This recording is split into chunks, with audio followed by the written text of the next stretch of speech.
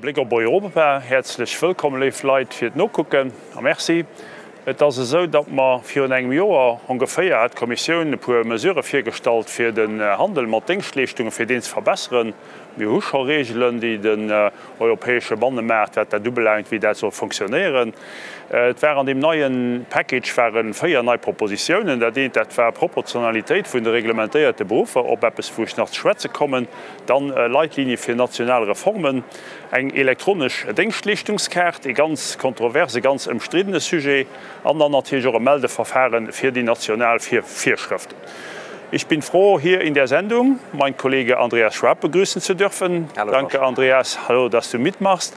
Und du bist unser Experte im Verbraucherausschuss, Binnenmarkt, all diese Reglemente, diese Vorschriften kennst du aus dem FF, sagen wir in Luxemburg. Und jetzt hat die Kommission ja einen neuen Vorschlag gemacht über dieses Dienstleistungsangebot. Erstens mal, wir hatten ja eine Vorschrift. Warum brauchen wir eigentlich eine neue Vorschrift oder warum brauchen wir neue Impulse? Gibt es da neue Erkenntnisse, dass wir das unbedingt benötigen?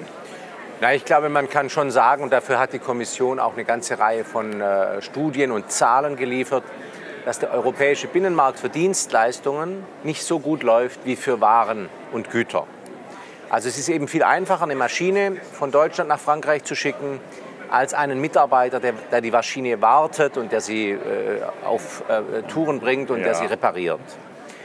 Der Grund dafür ist, dass natürlich Maschinen, sage ich mal, zu einem bestimmten Zeitpunkt bestimmte Eigenschaften haben und dann über die Grenze kommen. Und bei den Menschen ist es halt so, die sind mal krank, die haben mal eine Ausbildung gemacht und mal wieder eine abgebrochen. Es ist eben komplizierter, Menschen gewissermaßen zu kontrollieren im Binnenmarkt als Maschinen. Und es ist schade, weil die europäische Wirtschaft würde erheblich profitieren, wenn es uns gelingen würde, auch diesen Binnenmarkt für Dienstleistungen, für Handwerker genauso gut zu machen wie den Binnenmarkt für Waren und Güter. Jetzt ist in den 4 Vorschlägen ist ja zwei Vorschläge sind sehr kontrovers, sehr umstritten. Der erste ist die reglementierten Berufe. Das heißt in Deutschland, aber auch in Luxemburg gab es ziemlich viel Ärger, sage ich mal, ziemlich viele Diskussionen um diesen Meisterbrief. Wie haben wir das jetzt geregelt und können die Mitgliedstaaten noch in Zukunft frei über diese reglementierten Berufe verfügen, sage ich mal? Also vorweg, das können Sie, das hätten Sie auch so immer gekonnt. Es ist eben so, dass immer wieder gerne auch solche Keulen herausgeholt werden, wenn auf europäischer Ebene bestimmte Dinge geregelt werden. Es ist eben positiv für die Mitgliedstaaten und auch für die Handwerksinnungen und die Handwerkerschaften, wenn sich ein Luxemburger, der sich entscheidet, nach Deutschland zu ziehen, weil die Liebe ihn nach Deutschland gebracht hat, dann mit seiner Ausbildung aus Luxemburg auch in Deutschland tätig werden kann. Und natürlich andersherum. Unser Ziel ist ja, dass wir in Europa gute Qualität organisieren und ermöglichen. Und dazu tragen die Handwerker natürlich in ganz erheblichem Umfang bei. Und trotzdem ist es so, dass die Handwerker natürlich zunehmend auch grenzüberschreitend tätig werden müssen, grenzüberschreitend tätig werden dürfen und wir ihnen da keine Prügel in den Weg legen sollten. Und das Ziel der Verhältnismäßigkeitsrichtlinie war eigentlich, dass dann, wenn die Mitgliedstaaten neue Berufsbilder aufsetzen, dass sie dann eben nach sinnvollen, verhältnismäßigen Maßstäben das machen und da vorgehen. Und nicht zu viel Protektionismus betreiben, ganz genau. Okay. Und da haben wir eine Einigung gefunden, da haben wir eine Einigung gefunden, die zufriedenstellen kann. Absolut, die Wünsche des Handwerks berücksichtigt und die mit dem Meisterbrief ehrlicherweise gar nichts zu tun hat, denn der Meisterbrief bleibt unangetastet, das wäre er auch vorher geblieben. Das Entscheidende ist eben, dass wir möglich machen, dass Bürgerinnen und Bürger, die im Handwerk oder in Unternehmen tätig sind, grenzüberschreitend ihre Dienstleistungen ausüben dürfen.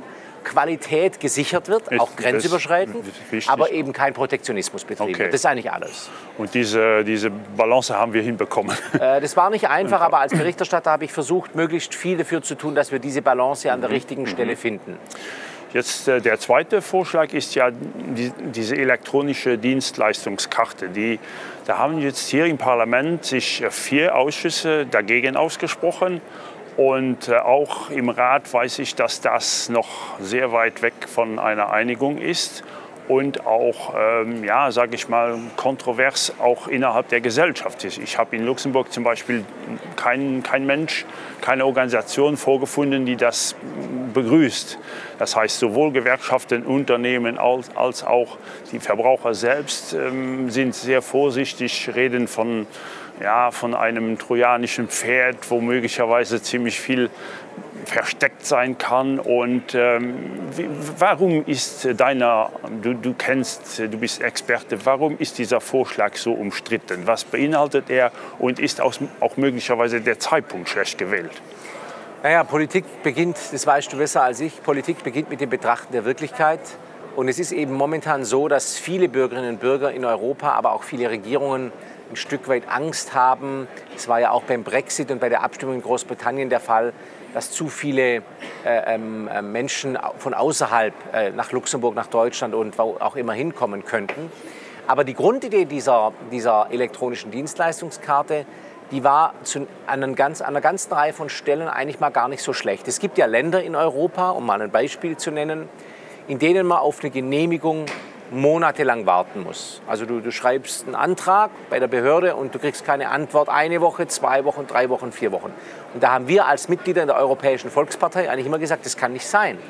Wenn du als Bürger zur Verwaltung gehst, hast du eigentlich einen Anspruch darauf, dass du so schnell wie möglich in einer vernünftigen Zeit eine Antwort bekommst. Aber manche Länder haben solche Stellen eingerichtet. Da klappt es trotzdem, solche Kontaktstellen. Wo ja, aber das funktioniert eigentlich nirgendwo richtig bisher. Okay. In manchen Ländern geht es schneller, das stimmt. Ich würde mal sagen, Luxemburg gehört dazu. Aber noch nicht zufrieden. Aber in anderen Ländern geht es ewig.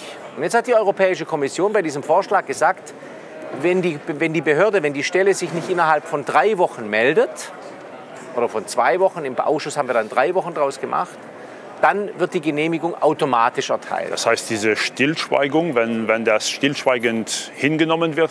Wenn die Behörde sich nicht meldet, wird eine stillschweigende Genehmigung fingiert gewissermaßen. Okay. Und jetzt ist es natürlich so, eigentlich sind wir als Christdemokraten der Auffassung, es muss schnell gehen, die Verwaltung steht im Dienste des Bürgers und es kann nicht sein, dass man jahrelang auf so eine Genehmigung warten muss. Absolut. Jetzt hat die Kommission gesagt, also machen wir diese Genehmigungsfiktion, dass wenn die Behörde pennt, dass es dann schneller trotzdem geht. Weitergeht. Eigentlich eine gute Idee. Aber jetzt haben alle Mitgliedstaaten und alle Betroffenen gesagt, oh, das ist ja gefährlich und dann könnten ja Genehmigungen erteilt werden, von denen wir gar nichts wissen und es wird zu gefährlich und. Und es ist natürlich ein Stück weit ein Tanz um den heißen Brei, denn eigentlich wollen wir diese Beschleunigung staatlicher Genehmigungen. Denn es kann nicht sein, dass du in manchen Ländern in Südeuropa jahrelang warten musst. Aber auf der anderen Seite wollen wir natürlich auch, dass sichergestellt ist, dass Genehmigungen tatsächlich erteilt werden. Ja. Und die Frage ist jetzt eben, wie schaffen wir das, dass es schneller geht? Und da ist vielleicht der Vorschlag der Kommission nicht perfekt gewesen. Es gab ja weitere Elemente, die in der öffentlichen Meinung auch dazu geführt haben, dass man das ganz negativ betrachtet hat. Aber das Kernproblem bleibt natürlich schon, wie schaffen wir es eigentlich in Europa mit 28 Mitgliedstaaten, bald 27 Mitgliedstaaten, wie schaffen wir es in Europa, eine Beschleunigung staatlicher Genehmigungen hinzubekommen? Das ist eine Aufgabe, die jetzt zwar mit der Ablehnung zunächst mal beiseite geschoben wurde, aber das Kernproblem, das wird bleiben und wir müssen darauf eine Antwort finden. Das Kernproblem, dieses lange Warten, was den Bürger wirklich sehr, sehr stark Nerven kostet, das bleibt bestehen. Und das ist auch in manchen Ländern auch wiederum eine Art Protektionismus, muss man ehrlich gestehen. In manchen Ländern ist es aber auch einfach nur Schlampigkeit. Und da müssen wir ganz klar sagen, das kann nicht unsere Vorstellung eines Binnenmarktes sein, wo ja der Bürger aus Luxemburg eigentlich darauf vertrauen können soll, dass wenn er in Italien oder in Spanien einen Antrag stellt, genauso behandelt wird wie in Luxemburg. Ja, absolut. Vielleicht eine abschließende Frage, wie geht das jetzt weiter? Das heißt, Mitgliedstaaten nein oder vielleicht, Parlament nein, die Kommission ja. Die Kommission findet den Vorschlag immer noch in Ordnung, möchte das ein bisschen pushen, forcieren. Wie siehst du die zukünftige Entwicklung jetzt? Das interessiert die Bürger ja. Also aus meiner Sicht ist das Ding jetzt zunächst mal tot. Wir haben ja in diesem Dienstleistungspaket 2 Elemente. Einmal die beiden Vorschläge zur elektronischen Dienstleistungskarte und auf der anderen Seite die Richtlinie zur Verhältnismäßigkeit und den Vorschlag zu der Notifizierungsrichtlinie. Wo wir eine Einigung gefunden haben. Auch, genau. Wir haben also die Hälfte abgearbeitet und haben auch an einigen Stellen tatsächlich gute erweiternde Vorschläge aufgenommen. Was die Vorschläge zu dieser elektronischen Dienstleistungskarte angeht, ist im Parlament jetzt zunächst mal der Prozess abgebrochen und im Rat wurde er gar nie begonnen. Deswegen bin ich skeptisch, dass vor der Europawahl da noch irgendwas passiert. Und ich glaube, wir müssen jetzt auch noch mal einige Monate uns überlegen, was eigentlich bei diesem Vorschlag schiefgelaufen ist und wie wir diese Probleme, die da ein Stück weit auch zutage treten, lösen können. Ich glaube, das Kernproblem momentan ist, dass zwischen den Mitgliedstaaten zu wenig Vertrauen da ist. Es muss einfach so sein, dass ein Mitarbeiter aus Deutschland, wenn er nach Luxemburg geht, dass ihm das Vertrauen entgegengebracht wird, dass er keine Schwarzarbeit betreibt. Und dass er, wenn er in Deutschland den Mindestlohn bekommt oder in Luxemburg den Mindestlohn bekommt, dass er dann nicht verdächtigt wird, dass Social Dumping betrieben wird. Ja. Und momentan haben wir ja eine Situation, dass in Ländern, wo es einen Mindestlohn gibt, der ja in jedem Falle zwingend bezahlt werden muss, dass trotzdem der Verdacht geäußert wird, dass hier Social Dumping betrieben werde. Und das ist natürlich tödlich, weil es ist eben so, dass in manchen Mitgliedstaaten Leistungen günstiger sind als in anderen. Und wenn der Mindestlohn des Mitgliedstaates, in dem die Leistung erbracht wird, bezahlt wird, dann ist eigentlich der Regelkonformität Genüge getan. Da muss es eigentlich passen. Und trotzdem wird eben darüber diskutiert. Deswegen, glaube ich, müssen wir uns vor allem um dieses Vertrauen kümmern, das zwischen den Mitgliedstaaten wiederhergestellt werden muss. Und, denn davon lebt der Binnenmarkt, von diesem Vertrauen. Aber da kommt uns vielleicht entgegen, dass wir im Dossier Entsenderichtlinie, dass wir da eine Einigung gefunden haben. Das heißt, wenn das sich jetzt in der Praxis zeigt als funktionell, dass das funktioniert, kann dieses Vertrauen vielleicht... Das kann zurückgebracht werden, aber wir brauchen natürlich auch vor allem auf der Ebene der Mitgliedstaaten dann auch wieder eine Öffnung. Dass man eben sagt, ja, es ist gut, dass Menschen aus Deutschland nach Luxemburg zum Arbeiten kommen. Es ist gut, dass Menschen aus Luxemburg nach Deutschland kommen zum Arbeiten, weil davon der Binnenmarkt lebt. Und ich habe das Gefühl, dass in vielen Mitgliedstaaten die Vorstellung zurzeit herrscht, nee, am besten ist, wenn bei uns nur unsere Nationalität arbeitet. Das wird auf Dauer wirtschaftlich kein Erfolgsmodell Besonders für Europa in großen Mitgliedstaaten ist dieses Denken vorhanden. Ich sage mal, Luxemburg, wir haben jeden Tag viele Grenzgänger, sage ich mal, die, wir wissen das zu schätzen. Wir wissen, dass unsere Wirtschaft ansonsten nicht funktionieren würde. Vielleicht zum Schluss, denke ich mal, du hast gesagt, ja, das liegt jetzt mal auf Eis, das ist jetzt tot. Das würde ja, wenn man irgendetwas Positives jetzt da rausstellen will, dann würde das ja insgesamt heißen, dass alles, was die Kommission vorschlägt, wird nicht so angenommen. Das heißt, die Bürger sagen mir immer, wenn ich Besuchergruppen habe, sagen die immer, ja, was von der Kommission, was von Brüssel, sage ich mal, diktiert wird, müssen wir sowieso schlucken.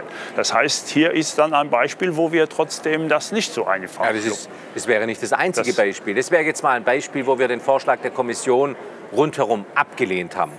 Aber es gibt eigentlich keinen Vorschlag in unserem Parlament, der genau so angenommen wird, wie die Kommission ihn vorgeschlagen hat. Weil wir uns natürlich mit den Bürgerinnen und Bürgern im Gespräch in den Wahlkreisen treffen, weil wir uns abstimmen und überlegen, was kann man besser machen, was muss geändert werden. Besonders das Parlament hat ja diese Nähe zu den Bürgern. Und das weißt du aus deiner eigenen Arbeit, das machen wir jeden Tag, das ist unser Job und ich glaube, da machen wir auch einen ganz guten Job. Ja, mit der Unterstützung dieser 500 Millionen Bürger, die uns jeden Tag da herausfordern, sag ich mal. Gut, Andreas, vielen Dank. Zeit ist wiederum um. Vielen Dank, dass du mitgemacht hast, dass du den luxemburgischen Zuschauern Rede und Antwort, keine Rede, sondern Antworten geliefert hast. Ich daheim vielmals merci für das Nachgucken. Das wäre der Menke hier bei Blick auf Europa. Bis die nächste Woche.